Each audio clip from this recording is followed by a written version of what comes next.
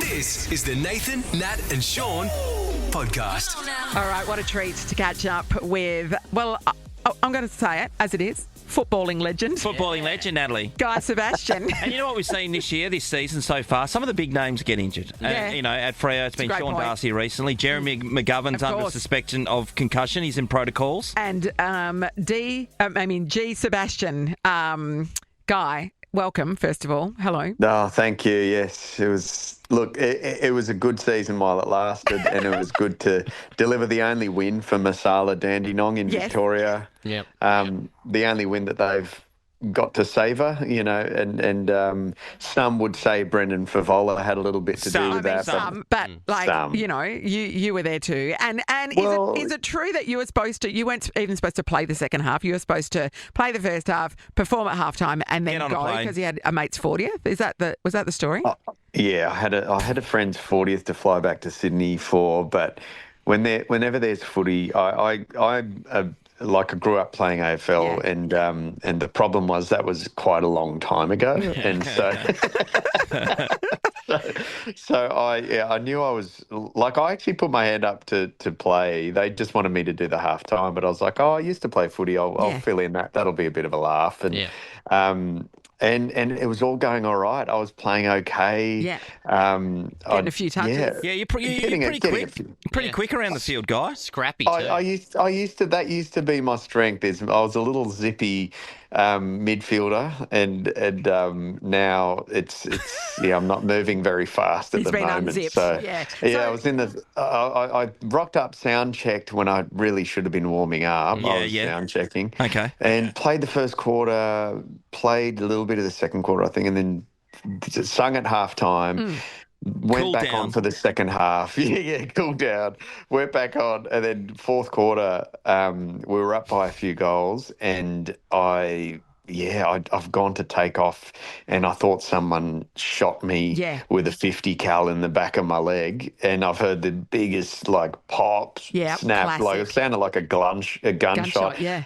I've legitimately looked around. I've looked around to yell at whoever Kicked whacked you. me in the back of my leg, and there was no one there, and I was so confused. And then the pain set in, and I was like, "Oh no, this is not good." They say it all the time. Yeah, that's So it. That you're always people looking think behind. that you've been kicked or that somebody's whacked you. It's a ruptured Achilles, right? Yeah. Yep. So Ruptured, surgery. fully ruptured. Had surgery on Thursday, so I'm in a cast now, and going to be in a cast for about I think 6 weeks, and then I'll be in a boot and crutches for I think another few months. I think it takes 6 months to walk properly without a limp. You've got a lot of physio in your future. But the main There's a thing lot, is, yes. Masala got up. They're coming off the back of a 229 thumping the week before, and due to the somewhat the Fev, but more so the Sebastian in the game. It was the ground ball gets from Sebastian that the unsung The hero. 1%ers. Yeah, Ross Lyon always says it's a ground ball war. You win the ground balls, you win the game.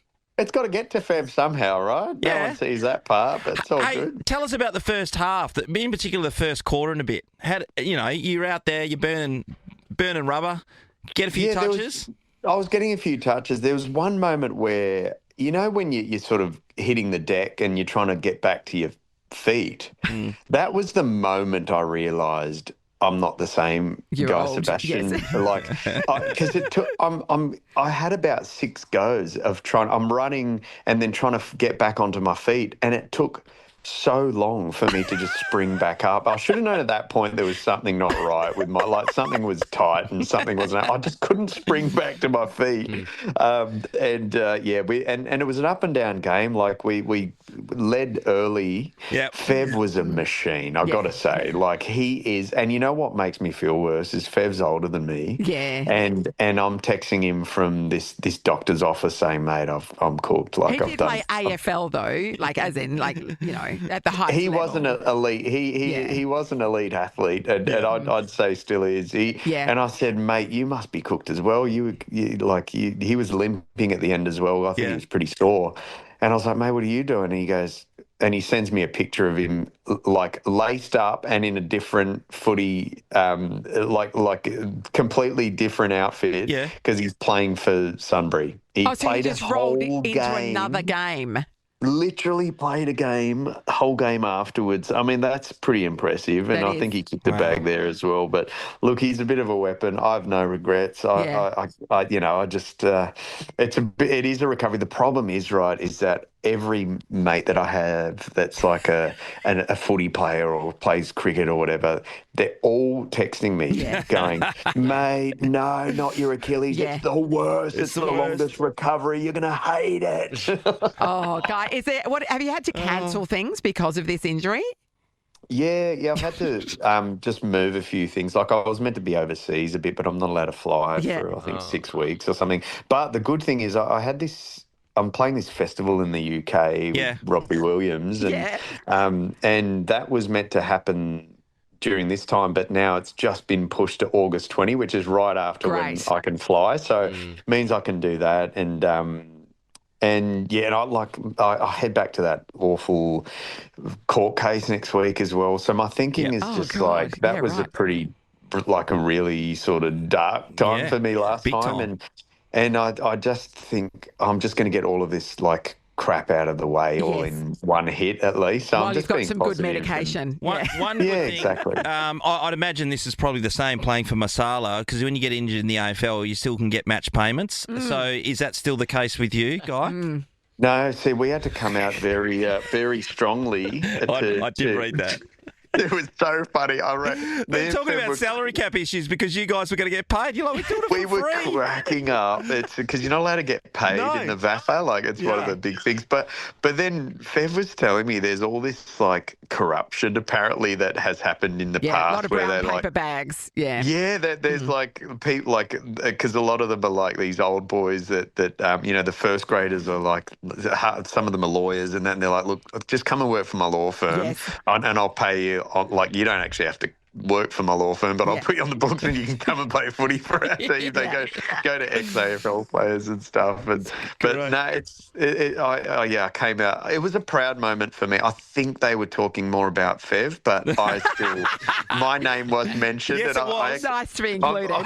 I'm the number one ticket holder for the Crows. So I actually texted Matty Dix and Tim Silvers, our CEO, and I said, guys, I've got good and bad news. Bad news, your boy has been officially placed under investigation by the VAFA. Yes. Good news is I'm in the clear. I'm all in the clear.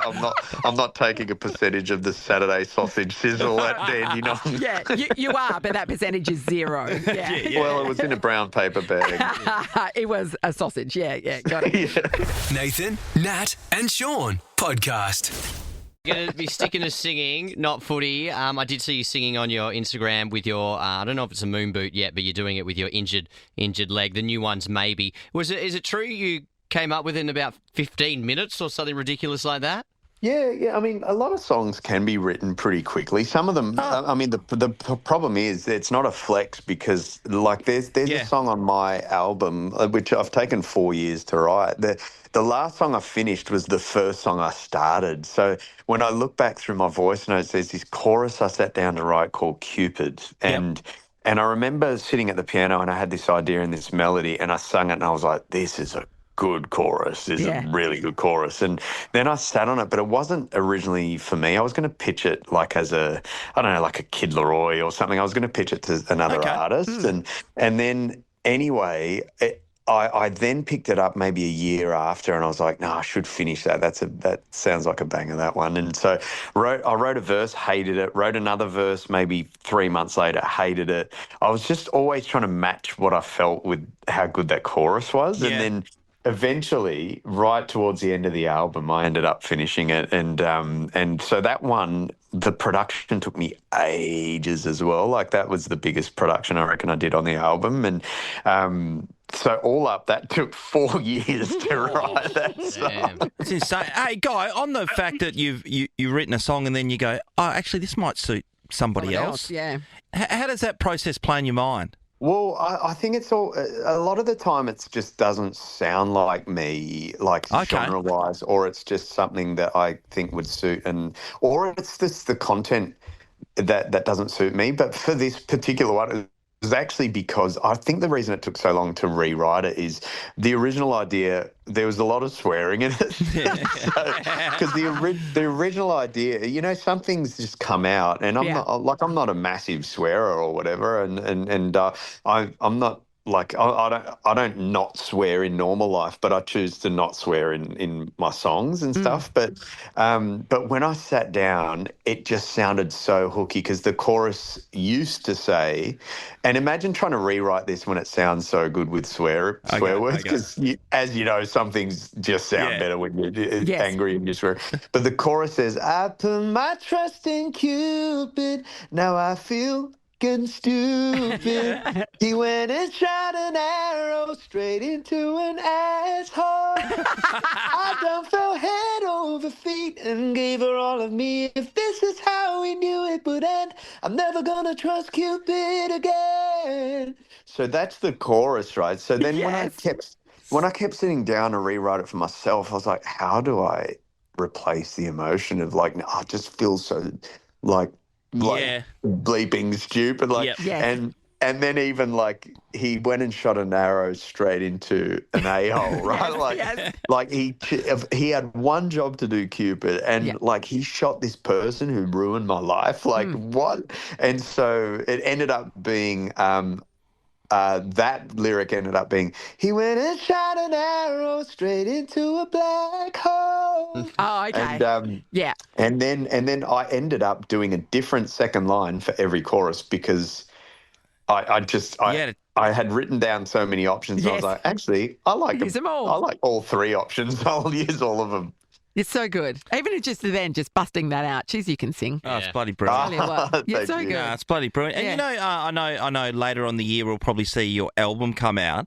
Is it already done and you've got to wait for time and things to be finished off, or and legs to heal? Yeah, where are you at with it personally versus album's fully mastered, fully done. There's just heaps of stuff like all the credits and like I was on the phone the other day just going through the credits again because my worst nightmare is like forgetting someone who and songs take a bit of a journey. So, for example, a song called Antidote, which I released with Sam Fisher, right? Yep. So that one, I produced that here in my house, but I used like a couple of drum samples from a mate of mine who I wrote it with, Cyrus, and then I recorded the vocals of these like gospel singers in the US. Mm-hmm. Now they do this for a living, so it's unfair to not credit them. Yeah. So like that guy who engineered, for example, the guy that was like hitting record during that session, I've got to make sure that he's included as an engineer. I've got to make sure that I like list Cyrus because I've used some of his drums. So it's like all stuff takes ages to collate, but then you've got all the like uploading to streaming, and so that all gets done in the background while we work towards a plan as well. So now now that the album's done, I know what my next single is. I know what the two singles after that is. Actually, I know the next 4 releases I'm doing because I've got the whole album with me. You know, I can sort of plan it, and and then I'll announce a tour. But yeah, I would release it straight away. But it's better to work towards a plan. Yep. Have you got a name for the tour yet? I'm going to pitch one. Guy Sebastian, the Busted Leg Tour. What do you reckon? The moon boot tour, the knee scooter, the knee scooter, the scoot to it tour. No, I've got an album. The tour is going to be the same as the album name, which I will reveal shortly. Sure. It's going to be released in a couple of months, and so I'm pretty excited about that. Well, good on you. Well, look, heal up, rest up. We hope you're back on 2 feet soon. Well, we might get you to intro your song right now, and we'll play it. What do you reckon? Of course, no worries. My brand new song, Maybe, by myself, Guy Sebastian, here on Nova 93.7. Yeah, look forward to the mid-season draft there, Guy. Get yourself fit. Legends. Thanks, guys. I'll catch you soon. Nathan, Nat and Sean is a Nova podcast. For more great comedy shows like this, head to novapodcasts.com.au. Nova.